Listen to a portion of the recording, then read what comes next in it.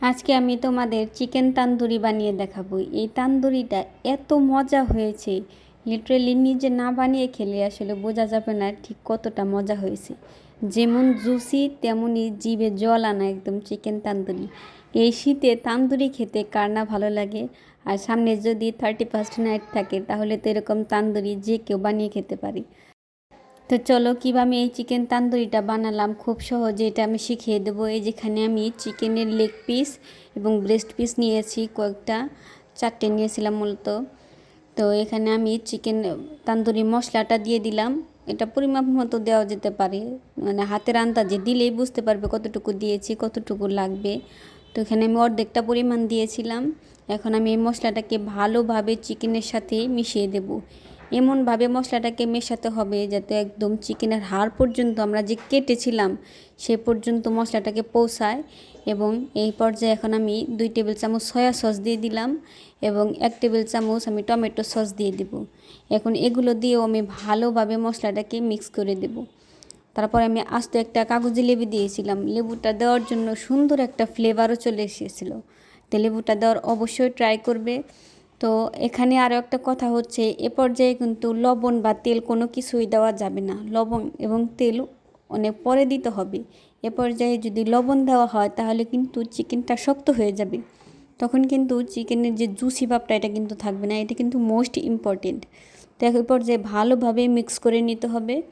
Mix করা শেষ হলে এটাকে 2 থেকে 3 ঘন্টার জন্য ম্যারিনেট করে রাখতে হবে। ম্যারিনেটটা অবশ্যই একটু সময় নিয়ে করতে হবে, তা না হলে কিন্তু চিকেনটা খেতে ভালো লাগবে না এবং খরখরে হয়ে যাবে, জুসি ভাবটা আর আসবে না। তো আমার আদা রসুন দিতে আমি ভুলে গিয়েছিলাম, তাই এ পর্যায়ে আমি একটু আদা রসুন বাটা দিয়ে আমি আবার মিক্স করে রেখে দিলাম 3 ঘন্টার জন্য।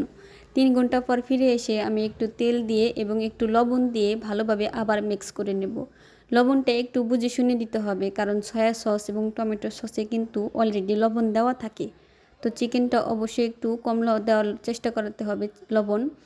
তো আমি এখন ভালোভাবে মিক্স করে তান্দুরি বানানোর জন্য চলে যাব। তো এদিকে আমি চুলায় ফ্রাই প্যান বসিয়ে দিয়েছি। তো ফ্রাই প্যানে আমি তেল দিয়ে দিলাম। ফ্রাই প্যানটাকে একটু ফ্রিহিট করিয়ে চুলার আঁচটা একদম কমিয়ে দিতে হবে। তো এই যে আমি এখন আস্তে আস্তে চিকেন পিসগুলো দিয়ে দিব। চিকেনের পিসগুলো একদম আস্তে আস্তে দিতে হবে। চুলার হিটটা কেমন সেটা দেখলেই বুঝতে পারবে যে কতটা হিট আছে। বেশি পরিমাণে হিট দিলে কিন্তু চিকেনটা উপরে পড়ে যাবে এবং ভেতরে কাঁচা থেকে যাবে। তো চুলার আঁচটা এমনভাবে রাখতে হবে যাতে আস্তে আস্তে চিকেনটা হয় এবং জুসি ভাবটা চলে আসে। আমি একটু কাছ থেকে দেখাচ্ছি কতটা সুন্দর কালার এসছে। এই যে দেখুন, মানে মশলাটা মিক্স করলে বুঝতে পারবেন চিকেনটা কত মজা হবে এবং কত মজা হবে না। অবশ্যই ম্যারিনেটটা ভালো করার চেষ্টা করতে হবে।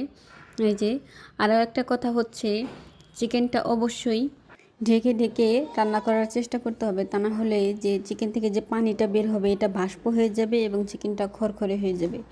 তো যখন নাড়াচাড়ার সময় হবে তখন ঢাকনাটা খুলে নাড়াচাড়া করে দিতে হবে। যে আমি উল্টে দিচ্ছি, দেখুন কত সুন্দর কালার আসছে। এই যে একদম জুসি ভাবটা যে এটা যে চলে আসছে, এই যে ভিতর থেকে কুক হচ্ছে।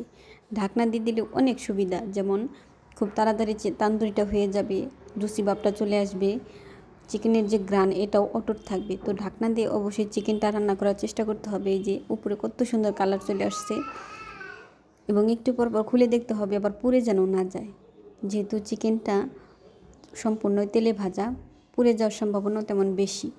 একটা কাছ থেকে নিয়ে দেখাচ্ছি আমি কতটা সুন্দর হয়েছে। এই যে দেখুন, আমার আবার খেতে ইচ্ছা করছে, যেমন কতটা জুসি হয়েছে। তো আমি আবার ঢাকনা দিয়ে ঢেকে দেবো কিছুক্ষণের জন্য। তো ঢাকনা খুলে দেখি যে আমার অপর পিঠটাও হয়ে গেছে। এখন আমি আবার উল্টে দেব।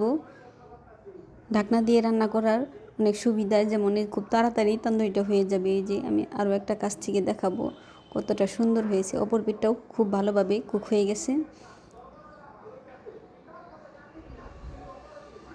এই তো দেখুন কত সুন্দর হয়েছে, তাই না? দেখে আমার আবার খেতে ইচ্ছা করছে। এই যে দেখুন একদম ওয়েল কুক হয়েছে। আমি একটু এডিটিং করিনি, একদম ন্যাচারাল কালার যেটা এসছে সেইটাই। তো দেখুন কতটা সুন্দর হয়েছে,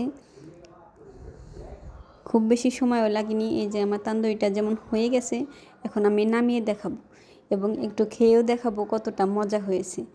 এই যে এখন আমি একটা একটা করে তুলে নেব। এই তো দেখুন কতটা সুন্দর হয়েছে। আপনারা একবার হলেও এভাবে ট্রাই করে দেখবেন। যারা জীবনে তান্দুরি বানাতে পারেনি তারাও খুব সহজে বানিয়ে ফেলতে পারবেন। যেহেতু সামনেই 31st নাইট, খুব সহজে এভাবে রান্না করে খেলে বাসার সবাই কিন্তু খুবই পছন্দ করবে। এই যে আমি সস মাখিয়ে দিচ্ছি, জিভে কিন্তু এখনই পানি চলে আসছে। আপনারা একবার হলেও ট্রাই করে দেখবেন। আমি 31st নাইটে আবার বানিয়ে খাবো, তো আপনাদেরও দাওয়াত রইল। তো আমার ভিডিওটি ভালো লাগলে অবশ্যই লাইক কমেন্ট শেয়ার করতে ভুলবেন না। ভিডিওটি নিজে দেখবেন এবং বন্ধুদেরকে দেখানোর জন্য শেয়ার করে দিবেন। খোদা হাফিজ।